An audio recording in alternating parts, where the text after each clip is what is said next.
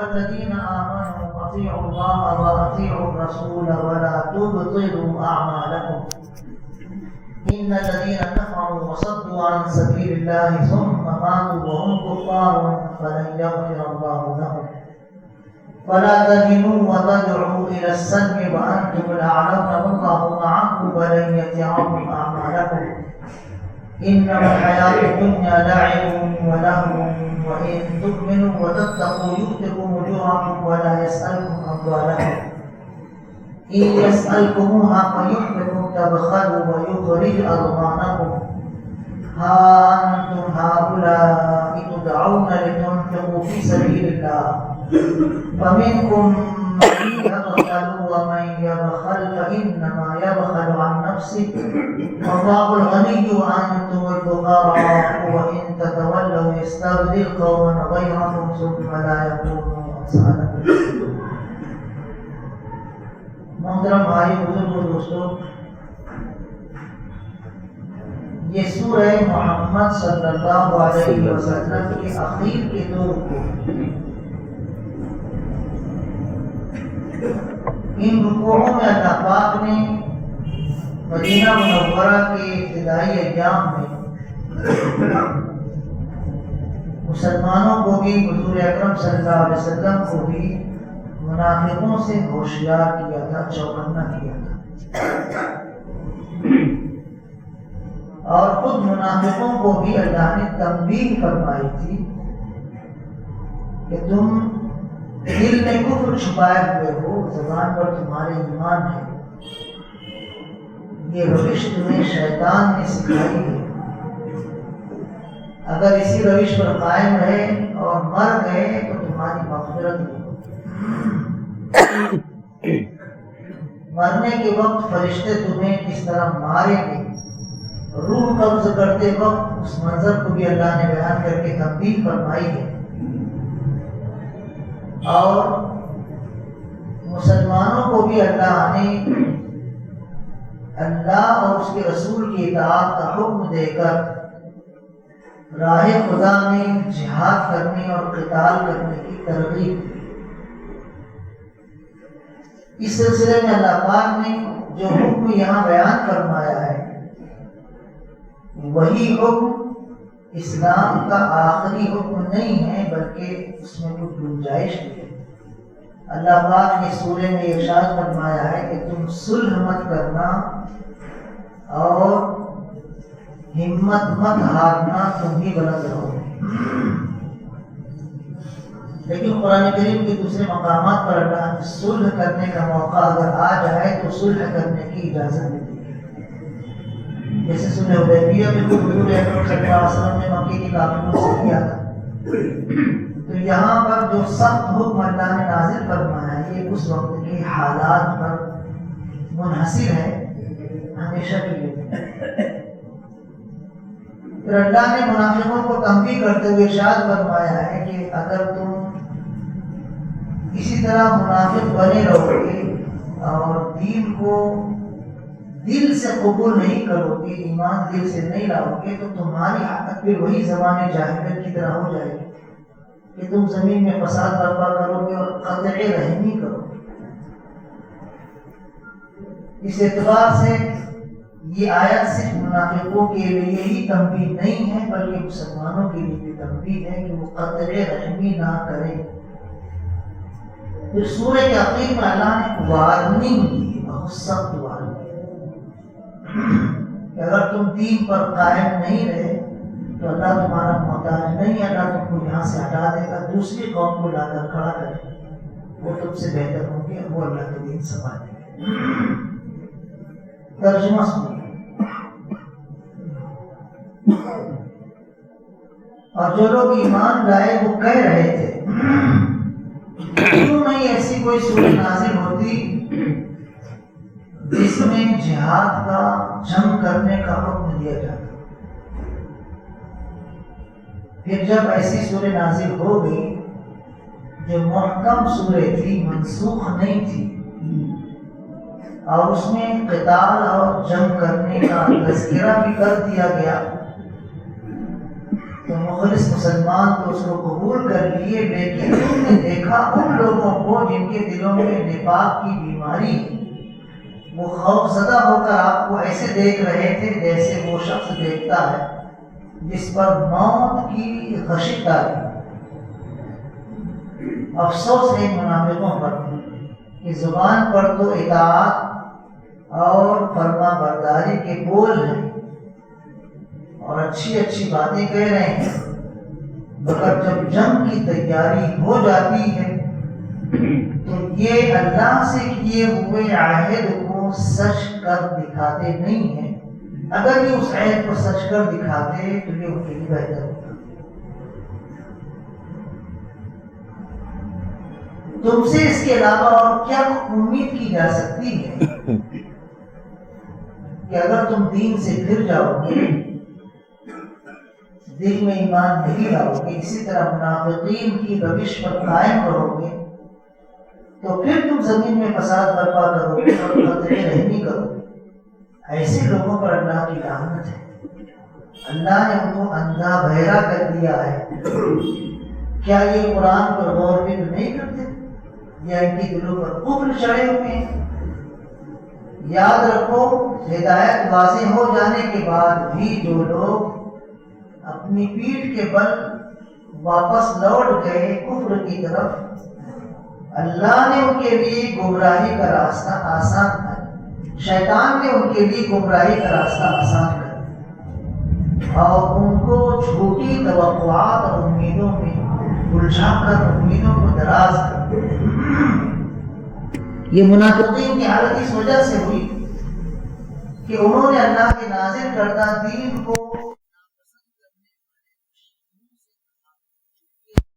ہم تمہارے ساتھ ہیں، تمہاری بعض باتوں میں ہم تمہاری فرما برداری کریں گے، مسلمانوں کی نہیں۔ اللہ ان کی اس خفیہ باتوں کو خوب اچھی طرح جانتا ہے۔ کیا حال ہوگا اس وقت ان منافقوں کا جب فرشتے ان کی روح قبض کریں گے تو ان کے چہروں پر، ان کی پیٹھ پر خوب ماریں گے، اور یہ ذلت و رسوائی اس وجہ سے ان کی ہوگی کہ انہوں نے اس طریقے کو اپنایا، اس طریقے کی پیروی کی جو اللہ کو ناراض کرنے والا طریقہ ہے، اور اللہ کی رضا والے طریقے کو ناپسند کیا تو اللہ نے ان کے سارے اعمال کو ضائع کر دیا۔ کیا وہ منافقین جن کے دل میں بیماری ہے نفاق کی، وہ سمجھ رہے ہیں کہ اللہ ان کی کھوٹ کو، ان کے کینہ کپٹ کو ظاہر نہیں کرے گا؟ اگر ہم چاہیں تو آپ لوگوں کی آنکھوں کے سامنے ان منافقین کو دکھا دیں اور آپ ان کے چہروں سے ان کو پہچان لیں، ویسے آپ ان کے انداز گفتگو سے ان کو پہچان ہی لیں گے۔ اللہ تم سب کے اعمال کو خوب جانتا ہے۔ اللہ تم سب کی ضرور آزمائش کرے گا اور تمہارے احوال کی جانچ کرے گا، تحقیق کرے گا، اور اللہ دیکھنا چاہتا ہے کہ تم میں کون مجاہد ہیں، کون ثابت قدم رہنے والے ہیں۔ جن لوگوں نے کفر اختیار کیا، اللہ کی راہ سے دوسروں کو روکا اور پیغمبر صلی اللہ علیہ وسلم کی مخالفت کی، ہدایت کے ان کے سامنے واضح ہو جانے کے بعد بھی وہ اللہ کو کچھ بھی نقصان ہرگز نہیں پہنچا سکیں گے، بلکہ اللہ ان کے سارے اعمال کو ضائع کر دے گا۔ اے ایمان والو، اللہ کی اطاعت کرو، اللہ کے رسول صلی اللہ علیہ وسلم کی اطاعت کرو اور اپنے اعمال کو برباد کرو۔ جن لوگوں نے کفر اختیار کیا اور اللہ کی راہ سے دوسروں کو بھی روکتے رہے، پھر کفر ہی کی حالت میں مر گئے، اللہ ہرگز ان کی مغفرت نہیں کرے گا۔ اے مسلمانوں، تم ہمت مت ہارو اور صلح کی درخواست مت کرو، تم ہی بلند رہو گے، اللہ تمہارے ساتھ ہے، وہ تمہارے اعمال کو ہرگز ضائع نہیں کرے گا۔ یہ دنیاوی زندگی تو کھیل تماشا ہے۔ اگر تم ایمان لاؤ، تقوی کی روش اختیار کرو تو اللہ تمہارے اجر ثواب تمہیں دے گا، اور اس کو تمہارے مال کی ضرورت نہیں ہے اور تم سے تمہارے مال نہیں مانگے گا۔ اگر وہ تم سے تمہارا مال مانگ لے اور پورا کا پورا مانگ لے تو تم بخل کرنے لگ جاؤ گے اور تمہاری کمزوری اللہ پاک ظاہر کر دے گا، تمہاری ناگواری اللہ پاک ظاہر کر دے گا، یہ لو اب تم کو بلایا جا رہا ہے اس بات کے لیے کہ تم اللہ کے نام خرچ کرو، مگر تم میں سے ابھی بھی کچھ وہ لوگ ہیں جو بخیلی کر رہے ہیں۔ یاد رکھو جو بھی بخیلی کرے گا اس کا نقصان اسی کو۔ اللہ بے نیاز ہے، کسی کا محتاج نہیں ہے، تم سب اللہ کے محتاج ہو۔ اگر تم دین سے پھر گئے تو اللہ تمہارے علاوہ دوسری قوم کو لا کھڑا کرے گا، تمہاری جگہ آپ کو تم جیسے نہیں کرے گا۔ یہ ان رکوعوں کا ترجمہ۔ سورہ محمد صلی اللہ علیہ وسلم مدنی سورہ ہے، ہجرت کے بعد مدینہ منورہ میں نازل ہوئی، اور اس سورہ میں اللہ نے مسلمانوں کو طاقتور بنانے کے لیے باہمت، باحوصلہ اور حالات کا مقابلہ کرنے کی صلاحیت والا بنانے کے لیے اللہ نے اس سے پہلے والے رکوعوں میں جہاد کے کچھ آداب بیان کیے، اور ان رکوعوں میں بھی اللہ پاک نے اس مضمون کو بیان کرنے کے ساتھ ساتھ منافقین سے متعلق مسلمانوں کو ہوشیار کیا۔ اللہ پاک نے بیان فرمایا کہ تم ہمت مت ہارو، صلح کی درخواست مت کرو، تم ہی بلند رہو کہ اللہ تمہارے ساتھ ہے، اللہ تمہارے اعمال کو ہرگز ضائع نہیں ہونے دے گا۔ جب مسلمان مضبوط ہو گئے، طاقتور ہو گئے، تو پھر اللہ نے حالات کو سامنے رکھ کر صلح کرنے کی بھی اجازت دے دی۔ بزدلی کی وجہ سے صلح کرنا اللہ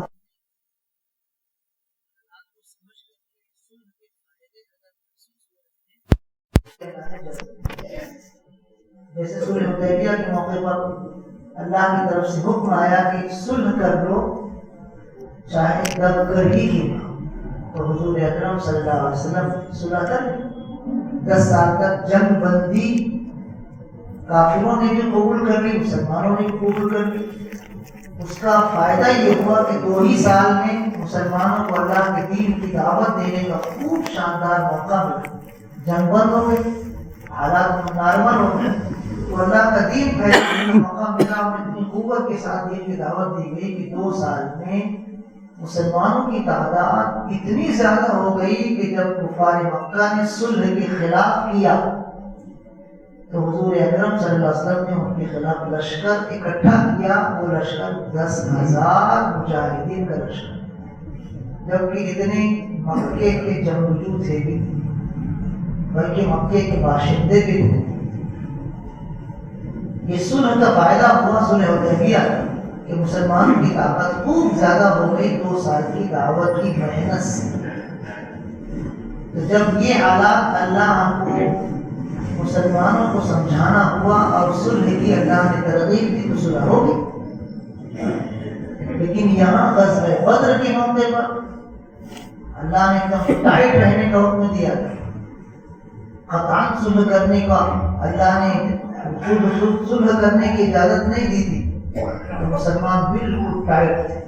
حضور اکرم صلی اللہ علیہ وسلم نے جب مسلمانوں سے مشورہ کیا کہ کیا ہم دشمن کے لشکر کا مقابلہ کریں یا مدینہ منورہ واپس جائیں، تو مہاجر صحابہ تو کہہ رہے تھے بالکل آپ آگے بڑھیے، ہم تمہارے ساتھ ہیں۔ اب بار بار یہ بول رہے تھے کہ مجھے رائے دو، مجھے مشورہ دو، ہم آگے بڑھیں۔ آپ کا اشارہ انصار صحابہ رضی اللہ عنہ نے سمجھ لیا اور کہا اللہ کے رسول کیا آپ ہمارے بارے میں پوچھنا چاہتے ہیں؟ آپ نے کہا جی۔ مہاجرین تو بول رہے ہیں، تم بھی بول رہے ہیں۔ تو مقداد ابن اسود رضی اللہ تعالیٰ کھڑے ہو کر کہنے لگے اللہ کے رسول ہم آپ کے دائیں بائیں آگے پیچھے ہر طرف سے اللہ کی راہ میں جہاد کریں گے، آپ کی حفاظت کریں گے۔ ہم موسیٰ علیہ السلام کی امت کی طرح نہیں ہیں کہ یہ کہہ دیں گے کہ جا اے موسیٰ تو اور تیرا پروردگار ہی جہاد کرو، ہم تمہیں بیٹھے ہیں۔ ہم وہ نہیں ہیں، آپ کے آگے سے پیچھے سے دائیں سے بائیں سے ہر طرف سے اللہ کے راہ میں اپنی جان لگائیں۔ یہ حوصلہ، یہ ہمت جب مسلمانوں میں اللہ کے رسول صلی اللہ علیہ وسلم دیکھی تو بہت زیادہ خوش ہو گئے اور اللہ کے نام پر آگے بڑھے اور اللہ نے فتح تھا. تو یہ حالات الگ ہیں، صلح حدیبیہ کے حالات الگ ہیں. حالات پر منحصر ہوتا ہے صلح کرنا یا نہ کرنا.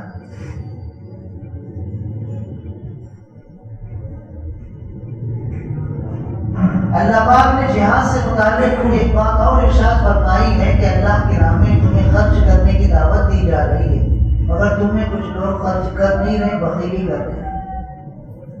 جو بخیلی کر رہے ہیں اس کا نقصان ان کو ہی ہوگا. اللہ تمہارا محتاج نہیں، اللہ تمہارے مال کا محتاج. اللہ بے نیاز ہے، تم اللہ کے محتاج. اللہ محتاج نہیں ہے، تم اللہ کی محتاج ہو. اللہ بے نیاز ہے، غنی ہے.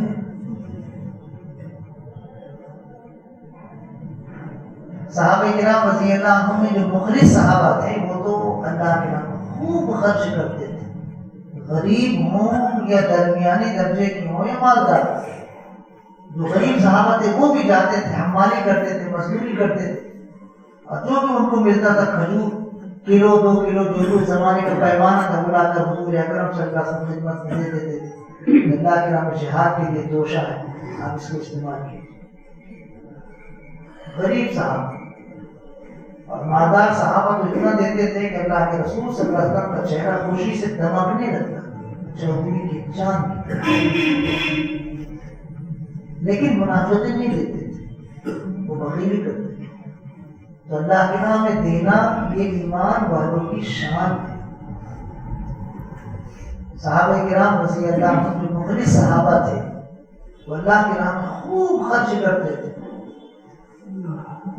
اللہ کا بہت بڑا احسان ہے کہ ہمارے یہاں کے مسلمان بھی اللہ کے نام خرچ کرنے میں کبھی پیچھے نہیں رہتے. اللہ کا بہت بڑا احسان ہے کہ شہر کے مخیرین، شہر کے مسلمان اللہ کے نام خوب خرچ کرتے ہیں.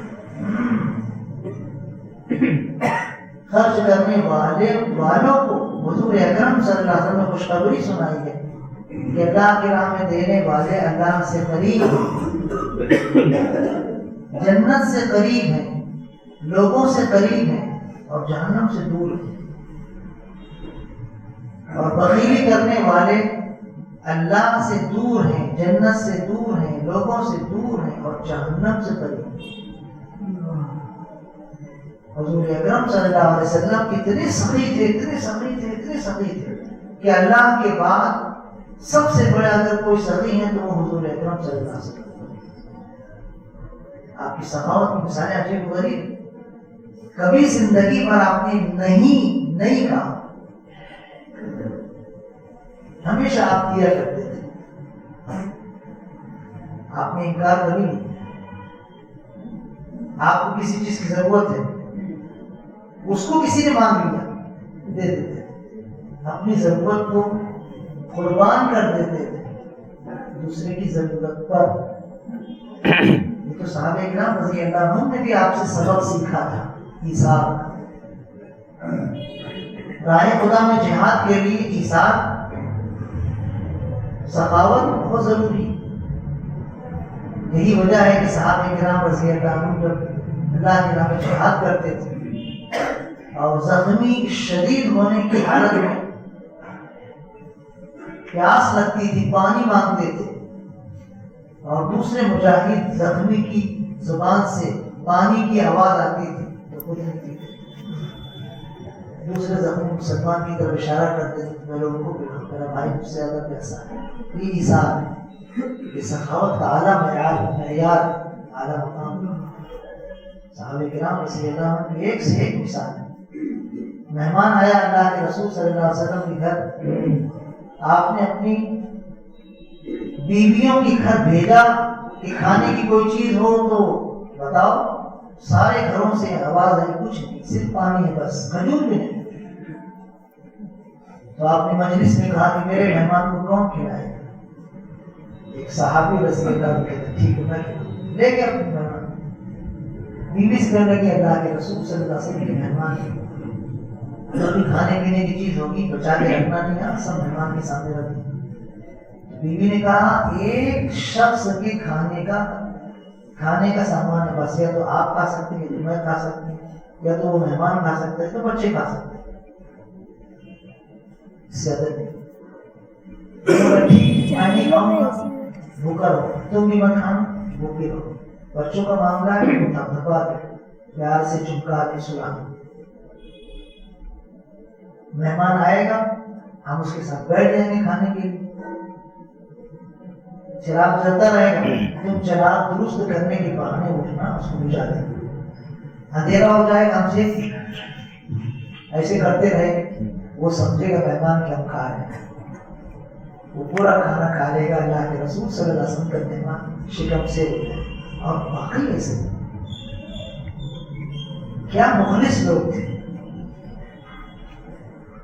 صبح وحی نازل ہوئی اللہ کے رسول صلی اللہ علیہ وسلم پر، آپ نے خوشخبری سنائی کہ رات میں جو تم لوگوں نے ایثار کیا اللہ اس سے بہت خوش ہوا۔ دیکھو اللہ کی قرآن کریم کی آیت نازل فرمائی وَيُؤْثِرُونَ عَلَىٰ أَنفُسِهِمْ وَلَوْ كَانَ بِهِمْ خَصَاصَةٌ، وہ لوگ اپنے آپ اور دوسروں کو ترجیح دیتے ہیں چاہے خود محتاج، خود ضرورت مند۔ تو اللہ کے راہ میں دینے کا جذبہ پیدا کرنا بھی جہاد کے لیے ضروری تھا۔ تو اللہ نے اس سورے میں خرچ کرنے کی ترغیب دی، ماشاء اللہ صحابہ کرام رضی اللہ عنہم خوب خرچ کرتے تھے۔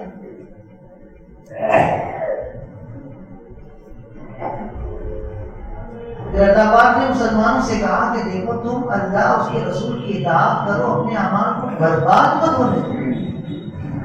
اس کا مطلب یہ ہوا کہ اگر اللہ اس کے رسول کی اطاعت نہیں کرو گے تمہارے اعمال برباد ہو جائیں گے۔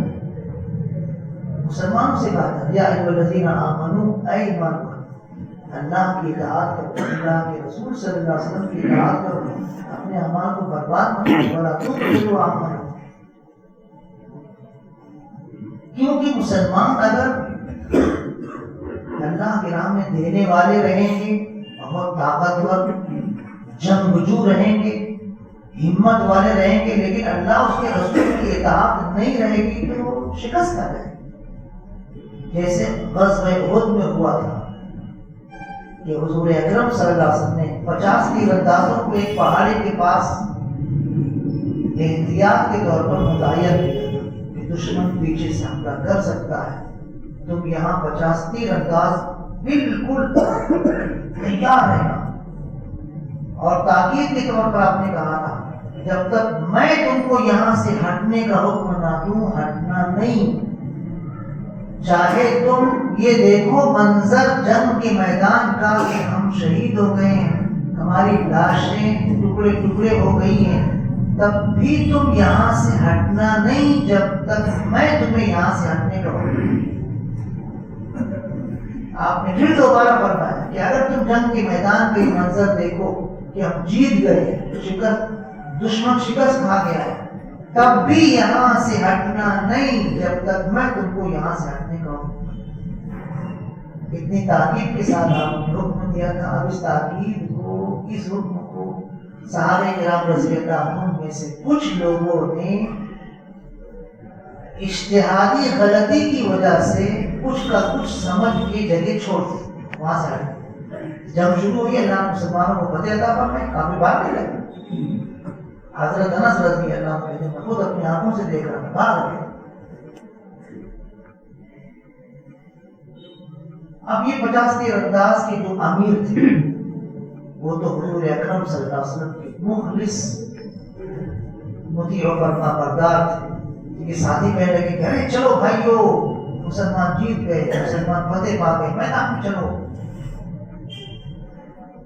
انہوں نے کہا دیکھو اللہ کے رسول صلی اللہ علیہ وسلم منع کیا، تاکید کی یہاں سے ہٹنا نہیں۔ ابھی حضور اکرم صلی اللہ علیہ وسلم آ کر ہم کو بولے نہیں، کسی کے ذریعے پیغام بھی نہیں بھیجوائے کہ چلو یہاں سے ہٹ جاؤ، پھر ہٹیں گے نہیں آپ؟ ہاں ٹھیک ہے حضور اکرم صلی اللہ علیہ وسلم نے کہا تھا، لیکن مقصد کیا تھا؟ مقصد یہ تھا کہ کافر ادھر سے حملہ نہ کرے، دوبارہ وہ کیا حملہ کرے، چلو ہٹو چلو۔ اکثر لوگ نہیں مانے، چند صحابہ مان کر وہیں رہے۔ خالد ابن ولید اس وقت تک ایمان نہیں لائے تھے، وہ ایک گھوڑے سوار دستے کے کمانڈ کرنے والے جنرل تھے، فوجی کمانڈر تھے۔ دیکھ رہے تھے گھوڑے پر بیٹھ کر جو میدان جنگ کا منظر، ان کی نگاہ وہاں پڑی جو پہاڑی کے دامن میں 50 تیر انداز موجود تھے. دیکھا کہ وہ ہٹ گئے, 2-4 رہ گئے. لمبا چکر کاٹ کے گھوڑوں کو لے کر, پورے گھوڑے سوار دستے کو لے کر پیچھے سے حملہ کیا, اور وہ چند مسلمانوں کو شہید کر کے میدان جنگ میں گھس گئے اور پیچھے سے مسلمانوں پر حملہ کرنے لگے اور چلا کر کافروں سے کہنے لگے بھاگو مات, ہم تمہارے پیچھے سے ان پر حملہ کر رہے ہیں, تم بھی حملہ کرو. وہ پیچھے سے گھوڑے سوار حملہ کر رہے تھے مسلمان پر, وہ بھی پلٹ کر آ گئے. مسلمان بیچ میں بالکل پس گئے. اللہ اس کے رسول کی اطاعت بہت ضروری ہے.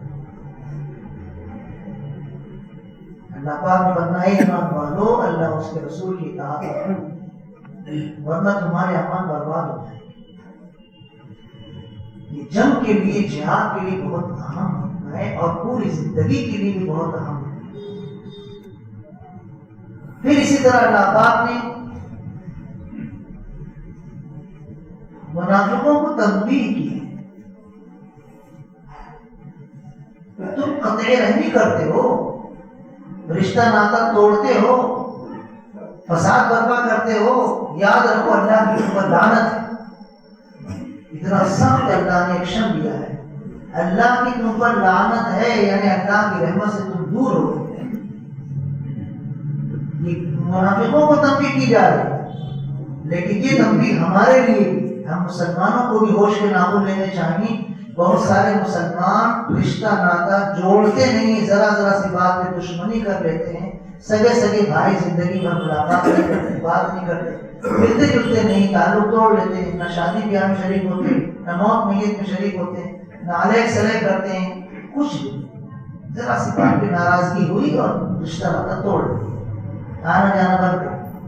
یہ مسلمانوں میں کبھی کبھی ہوتا ہے, نہیں ہونا چاہیے. حضور اکرم صلی اللہ علیہ وسلم ارشاد فرمایا, جس قوم میں قطع رحمی کرنے والا ہو اس قوم پر اللہ کی رحمت نازل نہیں ہوتی. اور صلہ رحمی کرنے پر حضور اکرم صلی اللہ علیہ وسلم ارشاد فرمایا, رشتہ ناتا جوڑو, تعلقات قائم کرو.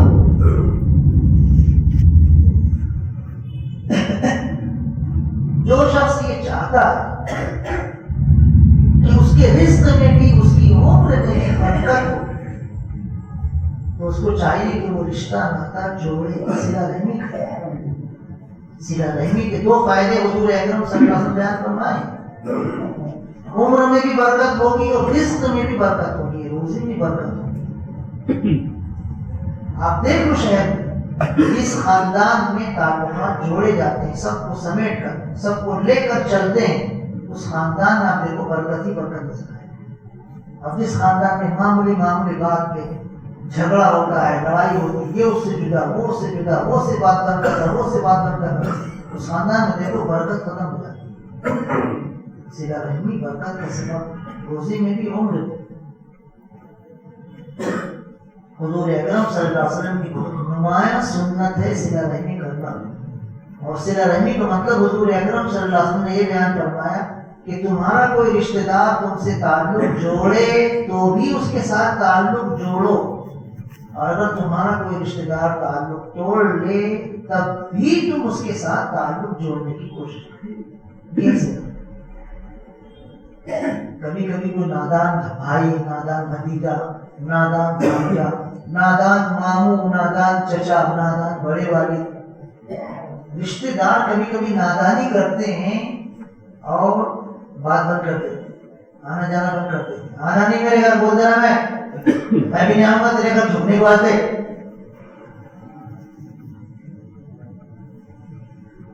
تو ایسے سخت مزاج رشتے دار کے ساتھ تم سخت مزاج مت بنو, نرمی کا سلوک. ایک مرتبہ تم نرمی کا اس کے سامنے اظہار کرو گے, وہ بہت سخت ہو جائے گا, ڈانٹ دے گا, ہکال دے گا, دھتکار دے گا.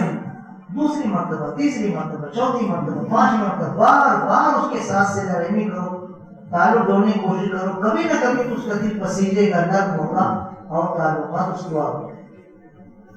اور اگر وہ بہت ہی سنگ دل ہے تو حضور اکرم صلی اللہ علیہ وسلم نے ارشاد فرمایا کہ تمہارے رشتہ دار کے رشتہ توڑنے کی صورت میں اگر تم جوڑ رہے ہو تو اللہ کا فرشتہ تمہاری حفاظت اور تمہاری حمایت میں رہے گا، اور وہ تباہ و برباد ہو جائے گا جو رشتہ ناتا توڑ رہا ہے، وہ تباہ و برباد ہو جائے گا، وہ ذریعہ خواب تم اللہ کے فرشتے کے ذریعے مدد حاصل کرو گے اور وہ تباہ و برباد ہو جائے گا۔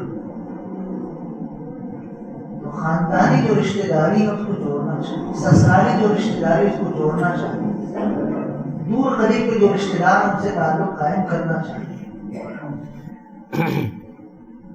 اسی طرح کی آیاتوں میں اللہ پاک نے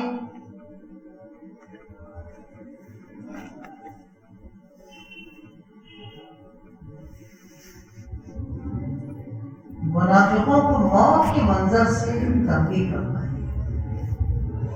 کیا ان کی حالت ہوگی جب فرشتے ان کی روح قبض کریں گے، ان کے چہروں پر بھی مار رہے ہوں گے، ان کی پشت پر بھی مار رہے ہوں گے۔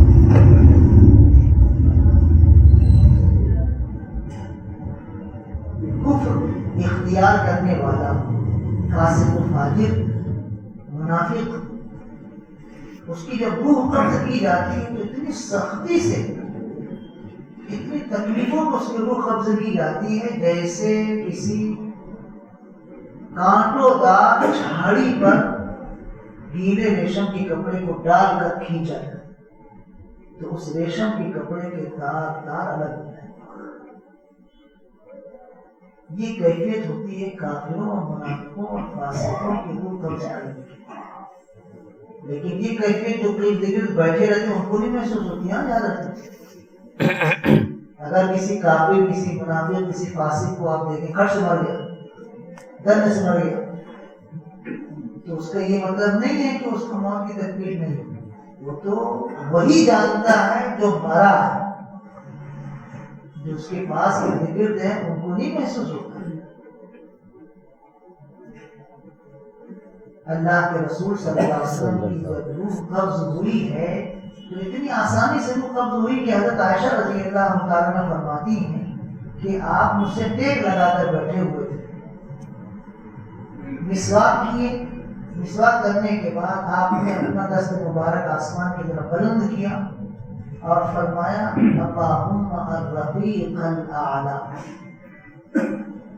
اے اللہ بہت اونچے دوستوں کے ساتھ ملنا چاہتا ہوں، اور پھر آپ کی روح مبارک پڑھا۔ حضرت عائشہ رضی اللہ عنہ فرماتی کہ میرے سینے سے ٹیک لگا کر بیٹھے، مجھے محسوس ہی نہیں ہوا آپ کی روح مبارک پڑھا۔ ہاں، بیماری کی جو تکلیف ہوتی ہے وہ تکلیف کبھی کبھی نیک لوگوں کی پاس بیٹھنے والوں کو ظاہر ہوتی ہے، تو وہ کوئی چیز نہیں ہے، یاد رکھنے سے وہ کوئی چیز نہیں۔ بیماری کی جو تکلیف ہوتی ہے کہ بیمار کرانے لگتا ہے، ارے اللہ، ایسے درد اور کرب کی جو آوازیں نکالتا ہے کہ بولتے کیسے مارے، یہ کوئی چیز نہیں، یاد رکھنا اس کو۔ بیمار کا تکلیف محسوس کرنا یہ کوئی چیز نہیں ہے، بلکہ یہ بیمار کے بھی اگر وہ گنہگار ہے تو اس کے گناہوں کے جھڑنے کا، معاف ہونے کا سبب ہے، اور اگر گنہگار نہیں ہے تو اس کے درجات بلند کرنے کا سبب ہے۔ یہ کوئی چیز نہیں ہے۔ کسی مسلمان کو، نیک مسلمان کو اگر کوئی دیکھے بیماری کی حالت میں بہت بیچارہ پڑا رہا ہے، بہت بیچارے کو تکلیف، بدزن مت ہونا، بدگمان مت ہونا۔ اللہ کے رسول صلی اللہ علیہ وسلم مرض الوفات میں آپ کو بخار تھا تو حضرت عبداللہ ابن مسعود رضی اللہ عنہ آئے، سلام کر کے اجازت دے کر، اور جب آپ کے جسم اتھر پر ہاتھ رکھ کر دیکھے تو ایک دم چونکے، اے اللہ کے رسول اللہ بہت تیز بخار ہے۔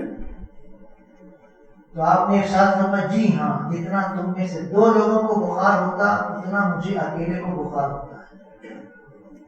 حضرت عبداللہ ابن مسعود رضی اللہ عنہ کے ذہین صاحب، فقیہ صاحب، وہ کہنے لگے اللہ کے رسول جب آپ کو بخار اتنا شدید ہوتا ہے تو اس کا مطلب یہ ہے کہ آپ کو اجر و ثواب بھی ڈبل ملتا ہے۔ آپ نے فرمایا جی ہاں۔ تو کسی مسلمان کو اگر بیماری کی حالت میں، تکلیف میں مبتلا دیکھو تو بدگمان مت ہونا. وہ تکلیف نہیں ہوتی ہے، وہ اللہ کی طرف سے اس کے درجات بلند کرنے کا سبب ہے. ہاں اگر روح نکالی جاتی ہے تو مسلمان کی روح آسانی سے نکل جاتی ہے. حضور اکرم صلی اللہ علیہ وسلم ارشاد فرمایا جیسے مشکیزے میں پانی، مشکیزے کا منہ ایسے نیچے کیا گیا، بھل بھل بھل بھل بھل بھل کر کے پانی بہنے لگا، ایسی روح آرام سے. تو مسلمان کی روح قبض کرتے وقت انتہائی سہولت کے ساتھ، انتہائی نرمی کے ساتھ، ادب و احترام کے ساتھ فرشتے روح نکالتے ہیں، بہت احترام سے. جنت کے بہت خوبصورت اور بہت خوشبودار کپڑے میں لپیٹ کر اس روح کو لے جاتے ہیں. تو روح قبض کرنے کا جو منظر ہوتا ہے یہاں منافقوں کو تنبیہ کر کے بتایا گیا ہے. تو یہ منافقین کے لیے تنبیہ ہے، اور وہ عام لوگوں کو محسوس نہیں ہوگی جو آس پاس میں بیٹھے ہوں، کیونکہ منافقوں میں کچھ وہ منافق ہوتے ہیں جن کا نفاق معلوم نہیں ہوتا ہے، ظاہر نہیں ہوتا ہے. اب ان پر کیا کیفیت گزر رہی وہ اللہ کو معلوم ہے، وہ مرنے والے کو معلوم ہے، آس پاس بیٹھنے والوں کو نہیں پتہ چلتا. لیکن بہرحال کافر، فاسق اور منافق کی روح قبض کرتے وقت اس کو بہت تکلیف ہوتی ہے، اس کی روح جلدی نکلتی نہیں، کھینچ کر بہت قوت کی شدت کے ساتھ نکال جاتی ہے. لیکن مسلمانوں کی تو آسانی سے پانی بہ رہا ایسے نکالی جاتی ہے، اور اللہ کی طرف سے اعلان ہوتا ہے کہ میں اس روح سے راضی ہوں، اس کو اس کے جسم میں دوبارہ واپس لوٹا دیا جائے اور جنت کی کھڑکی کھول دی جائے اور اس کے لیے جنت کا بچھونا بچھا دیا جائے. تو قبر میں جو مردہ لیٹا ہوا ہے پھر وہ روح اس میں داخل کر دی جاتی ہے اور جنت کے دروازے کھول دیے جاتے ہیں اور قبر تحت نگاہ مشاہدہ کر دی جاتی ہے، روشن کر دی جاتی ہے. اتنے زیادہ انعامات اس پر ہوتے ہیں کہ وہ دل میں سوچتا ہے کاش جلدی سے قیامت آ جاتی اور گھر جا کے بولتا لوگوں کو اللہ نے مجھے کیا کیا نعمتیں عطا فرمائیں، کیسے کیسے نہ ہو. منکر نکیر آتے ہیں سوال کرنے کے لیے، تو جو نیکیاں ہیں وہ نیکیاں خوبصورت شخص کی شکل میں آ کر ان فرشتوں کے جلدی سوال کرو جاؤ رہو. وہ سوال کرتے ہیں، جواب دے دیتا ہے، مجھے کیا. تو وہ نیک اعمال خوبصورت شخص کی شکل میں جو آتے ہیں وہ کہتے ہیں نم کنومت العروس، جیسے دلہن سوتی ہے بے فکر خوشیوں سے نہال ہو کر اسے پوچھتا ہے قیامت کا سور بھوکا جائے گا تو اڑ جانا.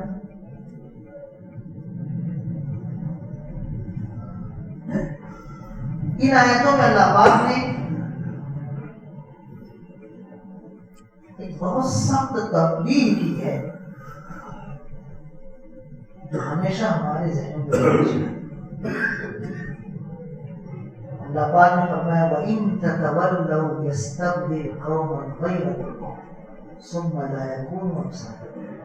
اگر تم اللہ کے دین سے گر گئے تو اللہ تمہارا محتاج نہیں، تم کو اللہ ہٹا دے گا، تمہاری جگہ دوسرے قوم کو کھڑا کر دے گا وہ تم سے بہتر ہوگا.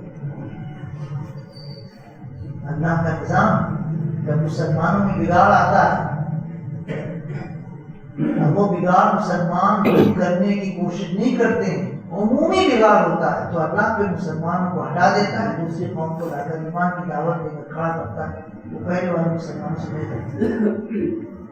تاریخوں کی تاریخ اس پر گواہ ہے.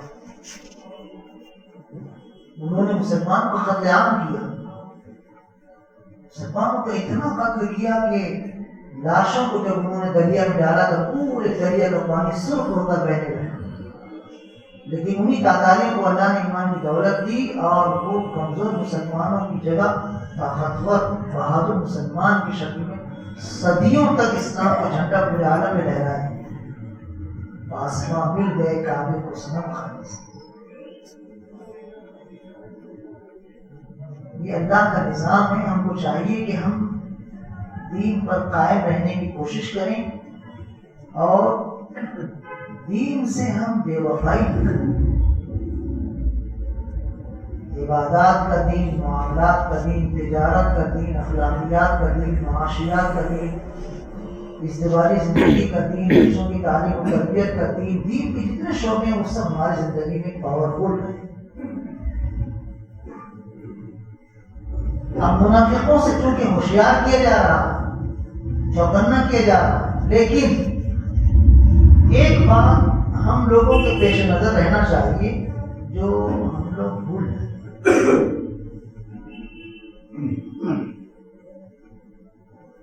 مدینہ منورہ میں منافقین کم نہیں تھے، لمبی چوڑی فہرست تھی۔ یہاں اللہ پاک نے بیان فرمایا کہ اگر ہم چاہیں تو تمہاری آنکھوں کے سامنے تم کو بتا دیں گے، دیکھو فلاں نام لے لے کر تم کو بتا دیں اتنے منافقین۔ لیکن اللہ نے مصلحتاً مسلمانوں کو منافقین کے بارے میں پوری آگاہی نہیں دی، صرف حضور اکرم صلی اللہ علیہ وسلم کو اللہ نے بتایا کون کون منافق ہیں، پوری لسٹ، پوری فہرست۔ تو اللہ کے رسول صلی اللہ علیہ وسلم نے اس کو راز میں رکھا، مسلمانوں کو بتایا نہیں، صرف ایک صحابی ہیں حضرت حذیفہ رضی اللہ عنہ، ان کو بتایا کیونکہ ان کے اندر یہ صلاحیت تھی راز کو محفوظ رکھنے کی۔ صحابہ کرام رضی اللہ عنہ عجیب صلاحیت تھی، حضرت حذیفہ رضی اللہ عنہ کے اندر یہ صلاحیت تھی کہ راز کو کسی کے سامنے ظاہر نہیں۔ کوئی ایک مرتبہ حضرت عمر رضی اللہ تعالیٰ عنہ نے اپنے زمانے خلافت میں ان سے پوچھا کہ حذیفہ میری خلافت میں کوئی منافق گورنر ہے؟ انہوں نے کہا ہاں ایک ہے، لیکن نام نہیں بتا۔ اللہ کے رسول سے منع فرمایا، کیوں نہیں نام بتائے، کیوں منع فرمایا؟ منافق قرآن کریم میں اللہ پاک نے بیان فرمایا ہے کہ وہ جہنم کے سب سے نچلے درجے میں رہے۔ منافقین کی سزا اتنی سخت ہے کہ کافروں سے بھی زیادہ سخت، لیکن پھر ان کو سارے لوگوں کے سامنے اوپن کیوں نہیں کیا؟ یہ ہمارے لیے بہت اہم پوائنٹ ہے۔ معاشرے کے اندر کون کیسا ہے، کون کیسا ہے، کون کیسا ہے، اللہ بہتر جانتا ہے۔ اس کے بارے میں کھود پرید کرنا ہمارا کام نہیں۔ ایک شخص اپنے آپ کو مسلمان کہہ رہا ہے، کلمہ پڑھ رہا ہے، نماز پڑھ رہا ہے، مسلمانوں سے اس کی رشتہ داری ہے، مسلمانوں کے مشورے میں بیٹھتا بھی ہے، جہاد میں بھی کبھی کبھی شریک ہوتا ہے، تو کیا اس کو کافر کہیں گے؟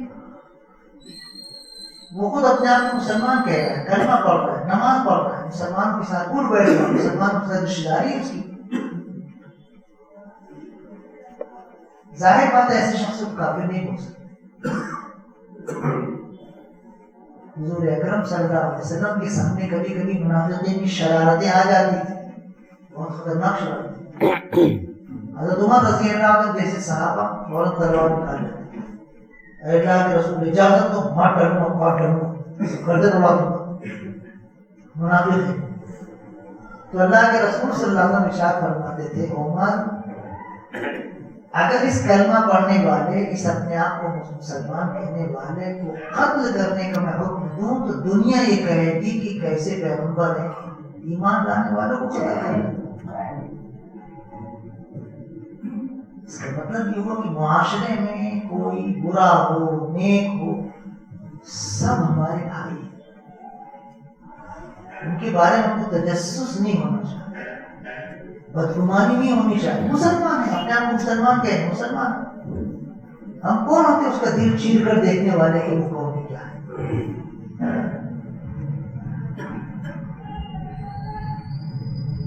منافقوں کا سردار عبداللہ ابن ابی ابن سلول مر گیا، اس کی شرارتیں سارے مسلمانوں کو معلوم تھی، بہت شرارت کیا اس نے۔ حضرت عائشہ رضی اللہ عنہا پر تہمت لگانے میں وہی آگے مرا، تو اس کا جو بیٹا تھا اس کا نام بھی عبداللہ تھا۔ بیٹا بیٹا ہے، باپ کا کچھ نہ کچھ تو درد سینے میں رہے گا۔ وہ آ کر حضور اکرم صلی اللہ علیہ وسلم سے کہنے لگے اللہ کے رسول میرا باپ بہت گنہگار آدمی تھا لیکن میری تمنا ہے کہ آپ جنازے کی نماز پڑھا دیں۔ حضور اکرم صلی اللہ علیہ وسلم کہا ٹھیک ہے، جنازے کی نماز پڑھانے کے لیے آگے آ گئے۔ حضرت عمر رضی اللہ عنہ دامن پکڑ لیا، اے اللہ کے رسول کیا کر رہے ہیں؟ ارے اس نے فلاں مقام پر ایسا ایسا کہا تھا، فلاں جگہ فلاں وقت اس نے ایسا ایسا کہا تھا، سب اس کی شرارتیں گنانے لگے حضرت عمر رضی اللہ۔ تو حضور اکرم صلی اللہ علیہ وسلم نے ارشاد فرمایا کہ قرآن کریم میں اللہ پاک نے یہ کہا ہے کہ اگر تم ان منافقوں کے لیے مغفرت کی دعا کرو گے نہیں کرو گے دونوں برابر۔ اگر تم 70 مرتبہ میں ان کی مغفرت کی دعا کرو گے تو اللہ ان کو معاف نہیں کرے۔ یہ قرآن کریم میں اللہ نے آیت نازل فرمائی۔ تو حضور اکرم صلی اللہ علیہ وسلم نے ارشاد فرمایا دیکھو امت کو لے کر کیسے چلنا چاہیے، یہ اصل پوائنٹ ہے۔ منافقوں کا سردار مر گیا، حضور اکرم صلی اللہ علیہ وسلم جنازے کی نماز پڑھانے کے لیے آگے بڑھ رہے ہیں، حضرت عمر رضی اللہ عنہ دامن پکڑ لیجیے، مت پڑھائیے۔ تو آپ نے ارشاد فرمایا عمر اللہ نے فرمایا کہ اگر آپ ان کے لیے 70 مرتبہ مغفرت کرو گے تب بھی اللہ معاف نہیں کرے گا۔ اگر مجھے یہ معلوم ہو جائے اللہ کی طرف سے کہ ان منافقوں کے لیے 70 مرتبہ سے زیادہ مرتبہ مغفرت طلب کرنے سے اللہ ان کو معاف کر دے گا تو میں 70 مرتبہ سے زیادہ مرتبہ ان کے لیے مغفرت کی دعا کروں۔ یہ بول کر آپ آگے بڑھے اور جنازے کی نماز پڑھیں۔ معاشرے کو جوڑ کر رکھنا چاہیے، یہ ہے حضور اکرم صلی اللہ علیہ وسلم کا وہ سبق، وہ سنت جس کو ہم بھول گئے۔ معاشرے کو جوڑنا چاہیے، توڑنا نہیں چاہیے، سب کو لے کر چلو، سب کو لے کر چلو۔ کوئی کیسا ہے کوئی کیسا ہے یہ سب مت دیکھو، وہ اپنے آپ کو مسلمان کہتا ہے، مسلمان ہے، ہمارے محلے میں ہمارے خاندانوں میں رشتہ داری ہے، نماز پڑھتا ہے، سارے کاموں میں شریک رہتا ہے، مسلمان ہے۔ بلا وجہ اس سے دشمنی کرنا، بلا وجہ اس سے اپنے دل میں میل کچیل بچھانا، بلا وجہ اس کے بارے میں کینہ کپٹ عداوت محسوس کرنا نہیں ہونا چاہیے۔ حضور اکرم صلی اللہ علیہ وسلم بارہا صحابہ کرام رضی اللہ عنہ کا ذہن بناتے تھے کہ جانے مجھ سے غلطی ہوئی ہے نا، اس کو یہ مت سمجھو، وہ مت کرو، ہو سکتا ہے ایسا ہو سکتا ہے ویسا ہو، آپ کو سمجھاتے تھے۔ ایک مرتبہ آپ ایک محلے میں گئے، سارے محلے کے مسلمان آگے ملنے کے لیے اللہ کے رسول آئے ہیں، اللہ کے رسول آئے ہیں، اللہ کے رسول صلی اللہ علیہ وسلم ہمارے محلے میں آئے، بہت خوش، سارے مسلمان آگے آپ سے ملنے کے لیے۔ ایک مسلمان نہیں ہے، تو جتنے آئے تھے وہ دیکھ رہے تھے، وہ دکھ نہیں رہا، وہ دکھ نہیں رہا، وہ دکھ نہیں رہا، سب ایسے بولے۔ تو کسی نے کہا منافق ہے وہ، ایسے بولتے۔ تو حضور اکرم صلی اللہ علیہ وسلم نے ارشاد فرمایا کیا اس نے کلمہ لا الہ الا اللہ محمد رسول اللہ اللہ کی رضا کے لیے نہیں پڑھا ہے؟ پھر تم کیسے کہہ رہے ہو منافق؟ سناٹا چھا گیا مجلس پر، کوئی بول نہیں سکتا۔ اس نے اللہ کی رضا حاصل کرنے کے لیے کلمہ پڑھا ہے نہیں پڑھا ہے تم فیصلہ نہیں کر سکتے، تو دل کا معاملہ ہے، دل کا حال اللہ کو معلوم، تم کو تھوڑی معلوم۔ ایک جنگ میں حضرت اسامہ رضی اللہ تعالیٰ، اسامہ جو حضور کے منہ بولے پوتے ہیں، اور اتنی محبت تھی کہ آپ ان کو سینے میں چمٹا کر حضرت حسن رضی اللہ عنہ کے ایک مانڈی پر دوسری مانڈی پر اسامہ رضی اللہ بٹھا کر اور کہتے تھے اللہ کے رسول میں ان دونوں سے محبت، اے اللہ میں ان دونوں سے محبت رکھتا ہوں، آپ بھی ان سے محبت کیجیے، ایسی دعا کرتے تھے۔ اسامہ اتنے محبوب تھے حضور رضی اللہ عنہ۔ ان سے غلطی یہ ہو گئی کہ جنگ میں جب گئے دشمن پر حملہ کرنے کے لیے تو دشمنوں میں سے ایک شخص بولا لا الہ الا اللہ، تو ان کے ساتھ کچھ اور بھی صحابہ حملہ کرنے والے تو رک گئے، ارے لا الہ الا اللہ پڑھ رہا ہے، نہیں مانے، لیکن یہ حضرت اسامہ رضی اللہ مارے، اس کو مار ڈالا۔ دوسرے صحابہ رک گئے لیکن یہ نہیں مار ڈالا۔ اب یہ رپورٹ حضور اکرم صلی اللہ علیہ وسلم کو ملی کہ ایک دشمن کی طرف سے شخص جیسے ہی مسلمانوں نے وار کرنا چاہا، اس نے کلمہ پڑھا لا الہ الا اللہ، دوسرے مسلمان رک گئے کہ ارے کلمہ پڑھ رہا ہے، مت مارو مت مارو، لیکن اسامہ رضی اللہ عنہ اس کے باوجود مار دیا۔ تو بلایا حضور اکرم صلی اللہ علیہ وسلم اپنے اس محبوب منہ بولے پوتے، کیا اسامہ تم نے اس کے کلمہ پڑھنے کے باوجود اس کو قتل کر دیا؟ کیوں؟ تو اسامہ رضی اللہ عنہ کہتے ہیں اللہ کے رسول دل سے تھوڑی پڑھ رہا تھا، اسے جان بچانے کے لیے پڑھ رہا. تو آپ نے فرمایا کیا تم اس کو دل چیر کر دیکھا تھا کہ وہ دل سے پڑھ رہا ہے؟ حضور اتنے ناراض ہوئے کہ اسامہ رضی اللہ عنہ کہنے لگے کاش میں آج ہی ایمان لایا ہوتا تو حضور کی ناراضگی ایمان لانے کی وجہ سے ختم ہو گئی، کیونکہ ایمان پہلے کے سارے گناہوں کو دھل دیتا ہے. مسلمانوں سے محبت ہونی چاہیے، نفرت نہیں.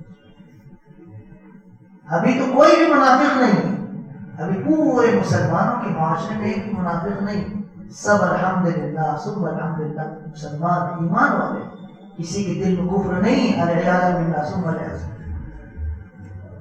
تو ہمارے درمیان بھائی چارگی ہونی چاہیے، محبت ہونی چاہیے، ایک دوسرے کا احترام ہونا چاہیے. ہم لوگ جو آپس میں لڑتے رہتے ہیں مناسب نہیں. کچھ لوگوں کو برا لگتا ہے جب دیکھو جب مولانا یہی بولتے رہتے ہیں، جب دیکھو جب مولانا یہی بولتے رہتے.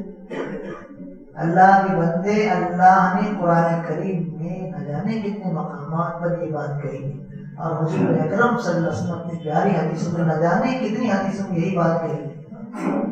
ہم تو چاہتے ہیں کہ مسلمان آپس میں مل جل کر، ہم کبھی نہیں چاہتے کہ مسلمان آپس میں لڑائی جھگڑا کریں. آپ اس کا کچھ بھی مطلب لو، لیکن ہم تو خلوص دل سے خلوص نیت سے مسلمانوں کو جوڑنے کی کوشش کریں. تم نہیں جوڑتے ہو تو تمہارا قصور، ہمارا کام تھا بولنا، بول رہے نہیں مانتے مت مانو، جاؤ اللہ تم کو دیکھے گا، اللہ تم سے ملے. ہمارا کام تھا بولنا. حضور اکرم صلی اللہ علیہ وسلم نے ارشاد فرمایا برائی دیکھو تو طاقت ہو قوت ہو تو قوت سے اس کو روکو، نہیں طاقت ہے کم سے کم زبان سے بولو. زبان سے بولتے ہیں، سمجھاتے ہیں، نرمی سے دعا کرتے ہیں. تم کو برا لگتا ہے تو برا لگتا ہے، ہم تو بولیں گے. بہت سارے لوگ برا لگتا ہے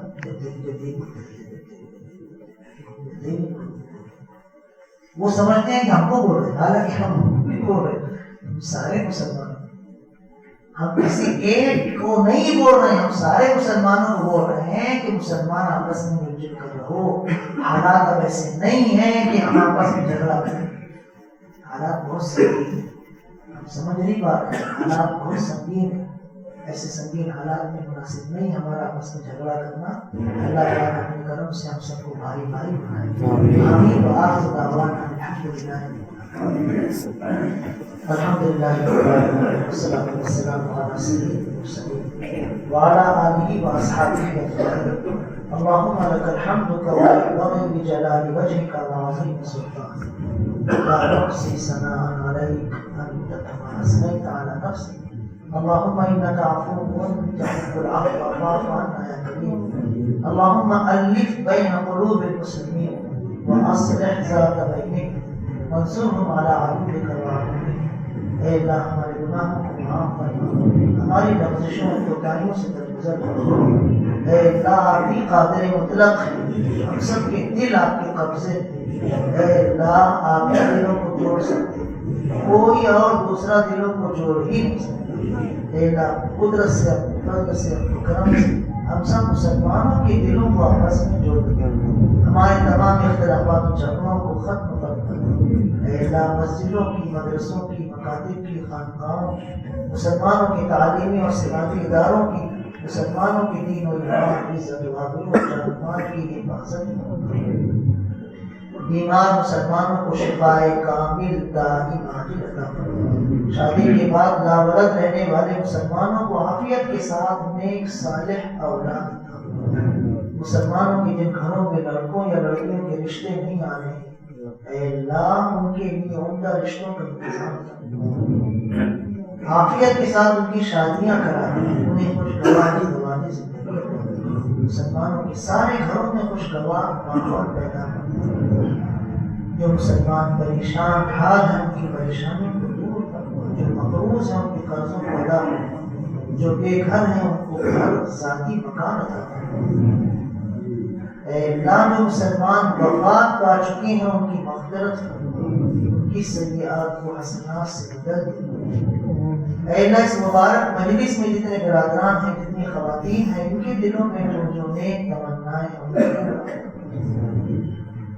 اے اللہ ہم سب کا ایمان کامل پر خاتمہ، ہمارے رزق حلال میں خوب برکت، مدینہ منورہ کی موت عطا فرما، جنت البقیع میں دفن ہونے کی سعادت عطا فرما، حضور اکرم صلی اللہ علیہ وسلم کے دست مبارک سے جام کوثر عطا فرما، رحمت دو عالم صلی اللہ علیہ وسلم کا ساتھ جنت میں عطا فرما، اور بغیر حساب کتاب کی جنت الفردوس کی جگہ عطا فرما۔ ربنا تقبل منا انك انت السميع العليم وتب علينا انك انت التواب الرحيم، وصلى الله تعالى على خير خلقه سيدنا محمد وآله واصحابه اجمعين برحمتك يا